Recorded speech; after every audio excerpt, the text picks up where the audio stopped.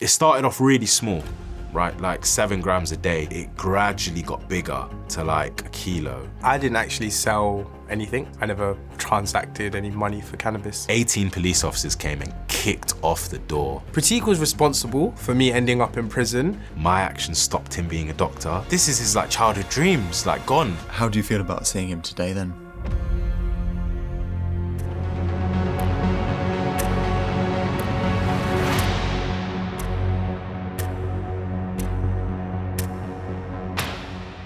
I know Sobanan from school. I figured out that he lived 2 minutes away from me. I was like, great, someone to walk home with. I'm not gonna get chased or get a knife put to my throat or someone's gonna try to take my phone on the way home. We all made an agreement that when we got to university, we would pack the weed in so we just wouldn't smoke and yeah, leave the weed behind. We got a 4-bedroom house. I got there the night before. As soon as my parents left, I got some dodgy light bulb in my head flickering.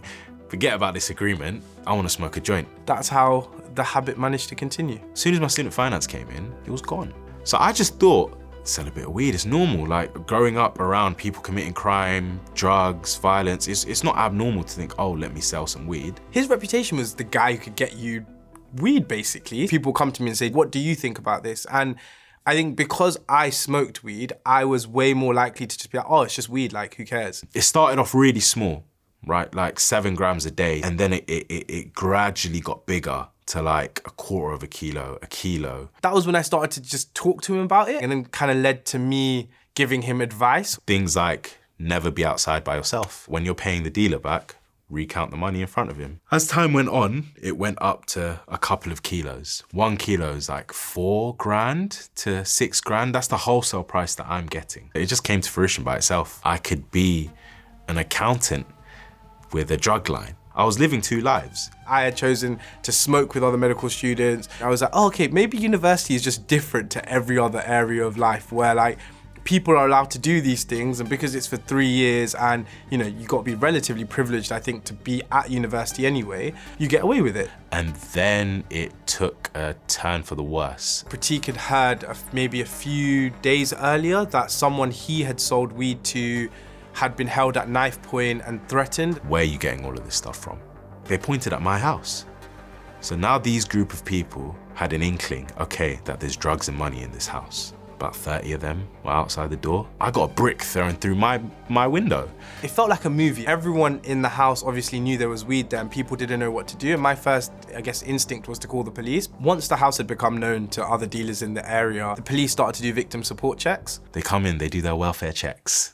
I knew straight away what was really going on. It happened like 3 or 4 times. The one time I'm not there, someone that they said was my runner was in the house. The police just asked him, like, what are you doing here? He was just acting shifty, went into Pratik's room, and the police just asked him, like, are you hiding anything? And normally they would joke. They were like, oh, it smells of weed, guys. Light an incense stick. But this time, when they said that, oh, it smells of weed, guys, the guy went under my bed, gave them a shoebox full of weed.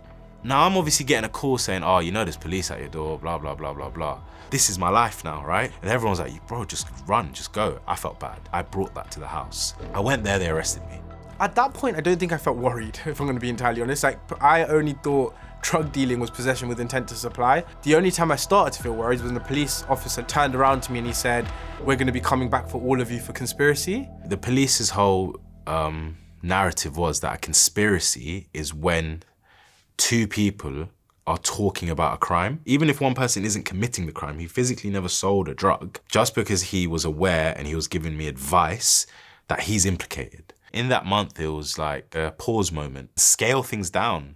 Through January now, and the raid happened the day after my birthday. I was in bed and like heard a massive knock at the door. 18 police officers came and kicked off the door, raided the house. One of them screamed, yeehaw, I remember. Then arrested us all in our rooms. Like literally arrested me in my underwear in my bedroom. And then like really like manhandling him. When I got charged was probably the first moment, like, you know, when your heart drops and you're just like, oh shit, like this is real. Throughout the 20-month period while I was on bail and going through trial after trial, I didn't tell my parents and Pratik didn't tell his parents, my career would straight away, I guess, be done with a criminal record. It was tense. This is his like childhood dreams, like gone. He was like, I was gonna become a doctor, but he was still keeping a brave face and thinking like, cool. Classic Sobanan, right? I was convicted the day before sentencing, and sadly the judge didn't let me go home. He said, I'm gonna remand Mr. Narendran to H&P Exeter for the night. I was sitting on my kitchen table with one of my friends thinking it's 5 o'clock, he'll be on his way home. Went past 6 o'clock, he didn't come home. I was thinking, oh crap, like they've sent him down. My phone starts ringing. His parents start calling me. Where's Sobanan? He's sleeping. He's sleeping. Okay, cool.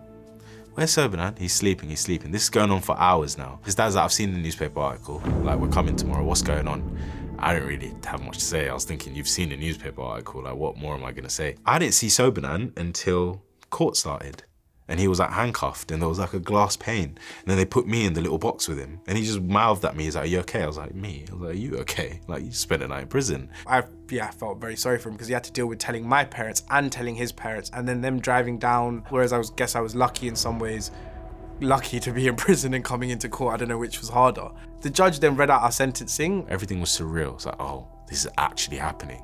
And yeah, 2 years, 8 months, Pratik got 2 years, and we would walk down into the gallery. I literally felt like I was living in a nightmare. Everything slowed down. Like from the moment they said it, everything moved at a slower pace. Because I had a genuine belief that I was not going to prison. Maybe 6 or 7 months before, me and Pratik, I remember a conversation quite vividly where we said, the worst possible thing that could happen is we both get sent to prison. And I just remember like the worst possible thing had happened. I felt guilty, I felt terrible. I felt terrible and confused. I was like, my friend's losing his medical career. Pratik was responsible for me ending up in prison. How do you feel about seeing Pratik today? How do you feel about seeing Sobanan?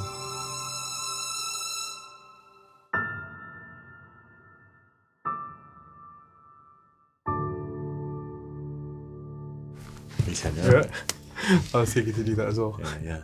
Are you both still friends and do you trust each other? Yeah. Yeah, 100%. Implicitly, to go through prison where you know there's an atmosphere of fear, there is definitely like a lot of trust, yeah. 1000%. It's like family, it's like brothers. Sobanan, do you know how much money Pratik was making from selling drugs? I think like on a good day, upwards of like $1.5 grand, $2 grand. Yeah, profit, yeah. Yeah, and then on a bad day, like a couple £100. But like, he didn't spend it being self-indulgent on himself. Maybe on stupid stuff for your like, I don't know, drugs, alcohol, going out, the odd pair of clothes. When I was actually dealing drugs, I felt like I was actually doing something good for once. So I genuinely felt like, I'm keeping my parents happy by being studying to be an accountant, and I'm actually doing something that makes me feel good inside. So, and it's sad that the first thing in life that I felt like, this is me, I'm actually doing something good, was illegal. Was there ever a time that you felt anger towards Pratik?